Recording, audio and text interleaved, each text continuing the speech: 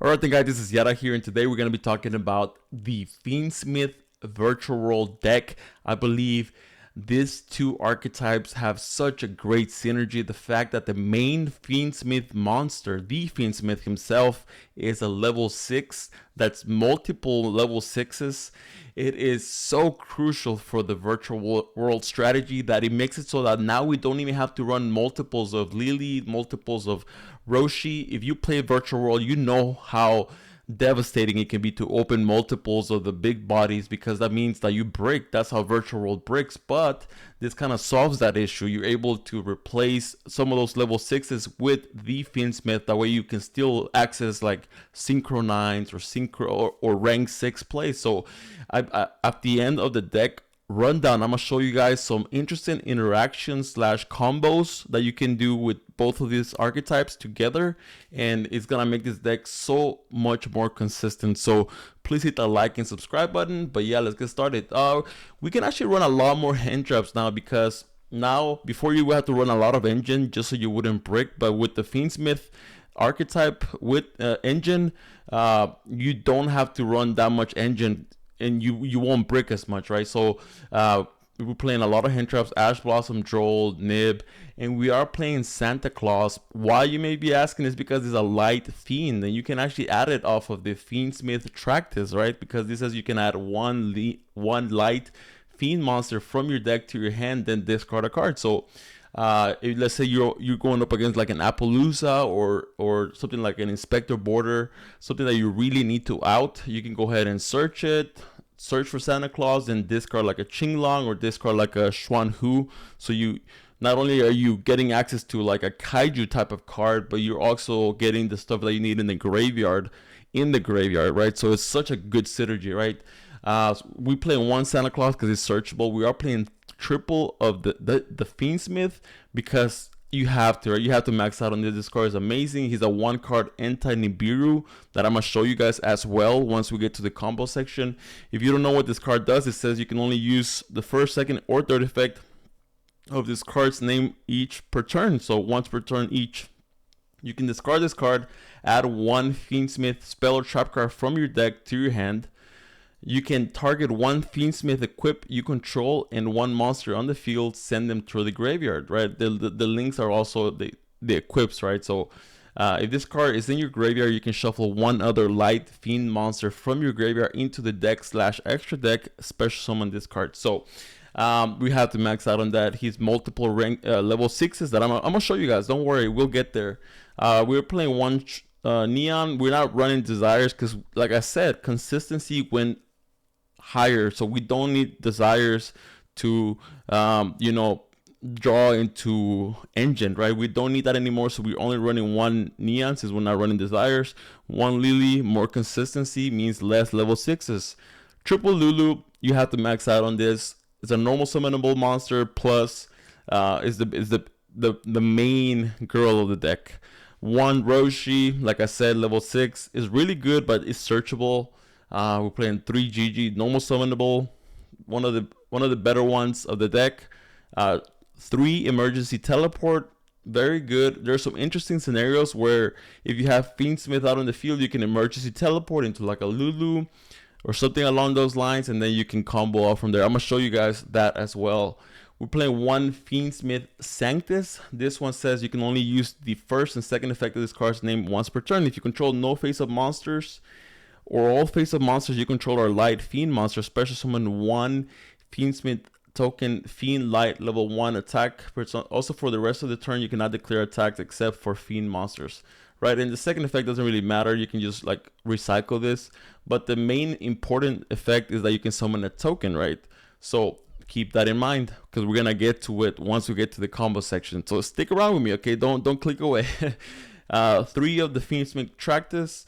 This one searches your Fiendsmith, plus you're able to, or you can search Santa Claus and then you're able to pitch a card. So you can pitch like a Qinglong or a Xuan Hu.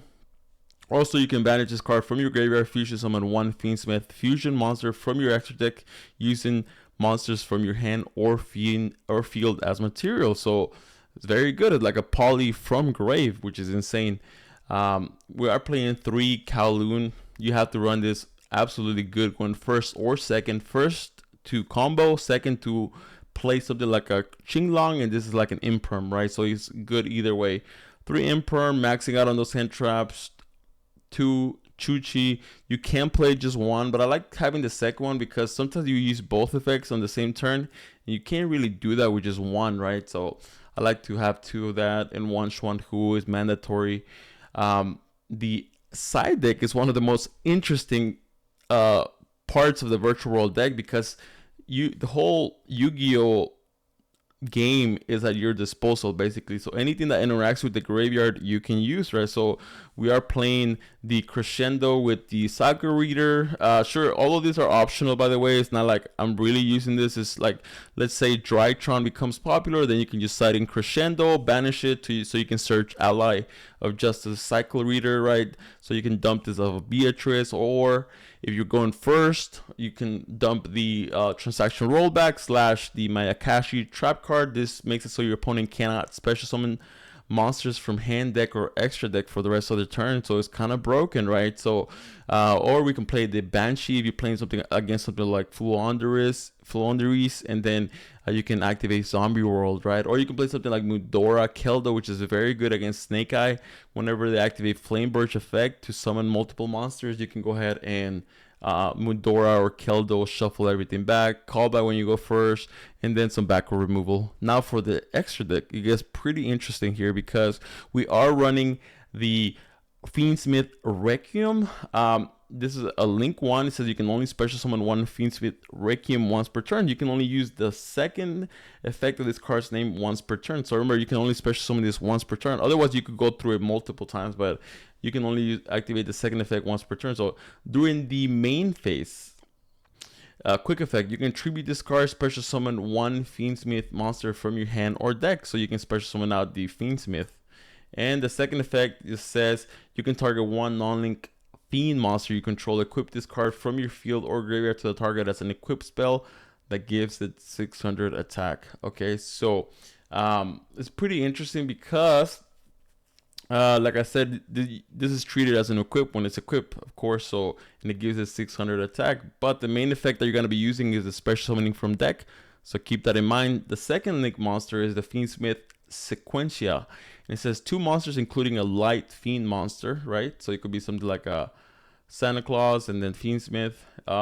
So you can only use the first and second effect of this card's name once per turn. During your main phase, you can fusion summon 1 Fiend Fusion monster from your extra deck by shuffling materials mentioned from your graveyard into the deck.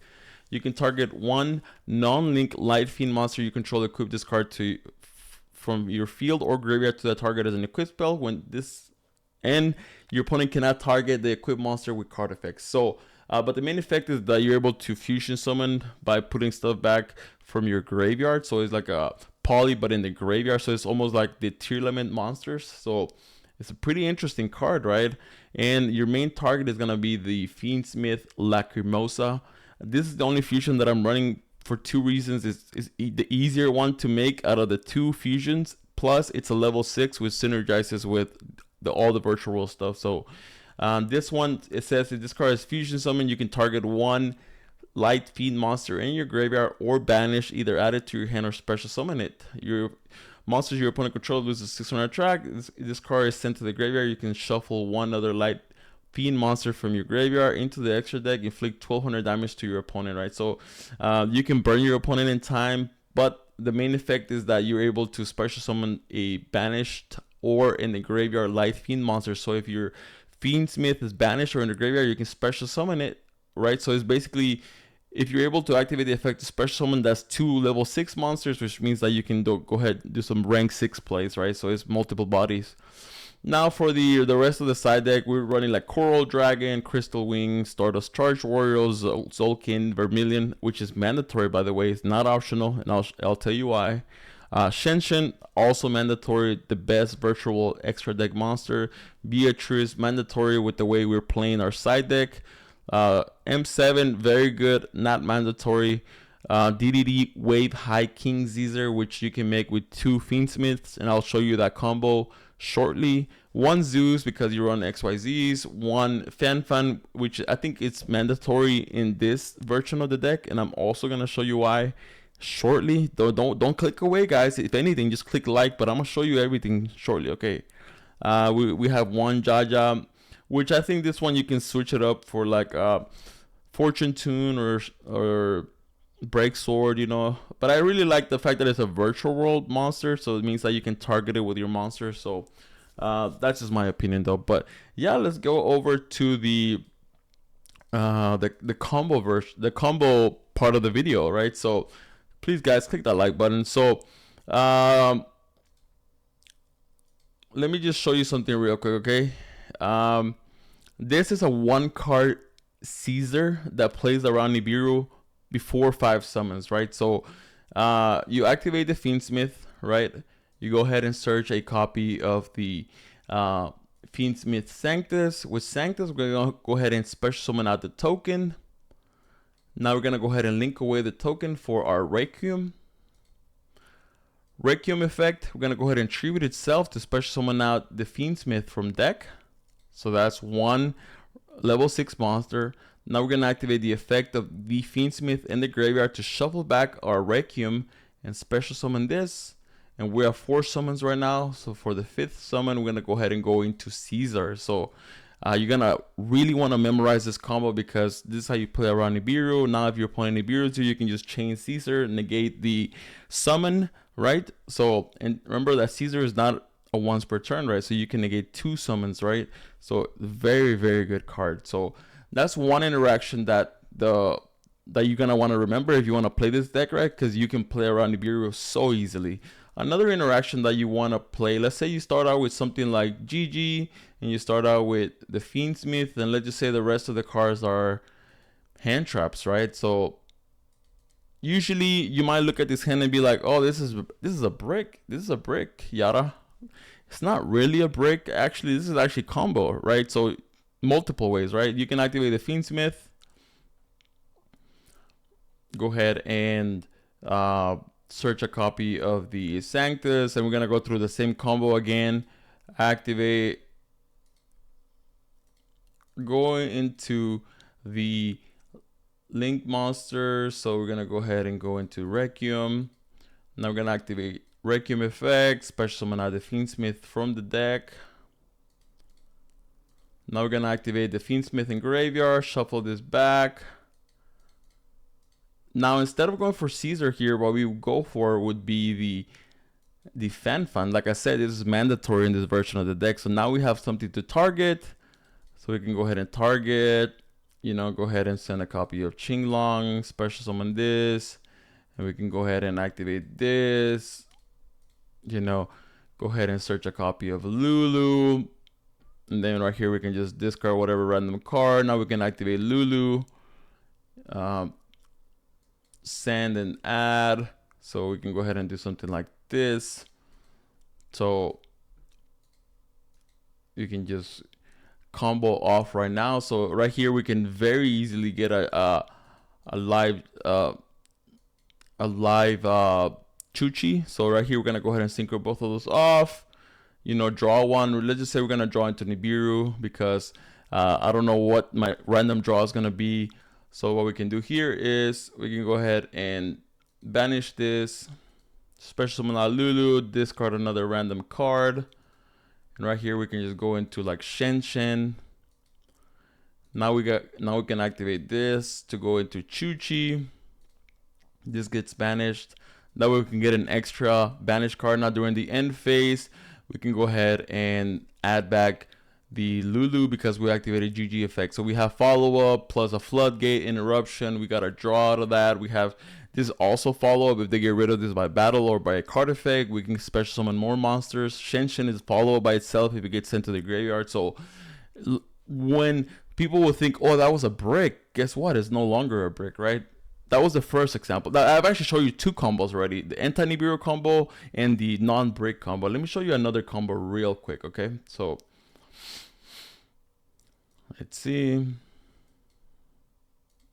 Let's just say we start out with either like Qinglong or Kowloon, and then we start out with the Fiendsmith.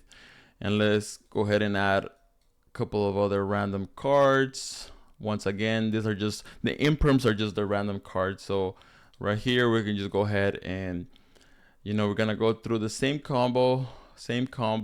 You're gonna want to do that before you activate the virtual world monsters, because they lock you into level 3 or higher. So you can't link summon if you're locked into level 3 or rank 3 or higher. So keep that in mind. Always link summon and special summon out the token before all of that.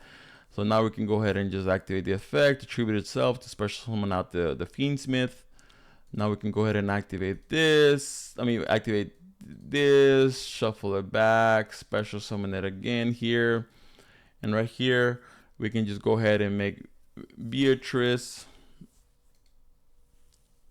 effect to send. You go ahead and send a copy of the Qinglong. Now we activate the Kowloon, activate Chuchi,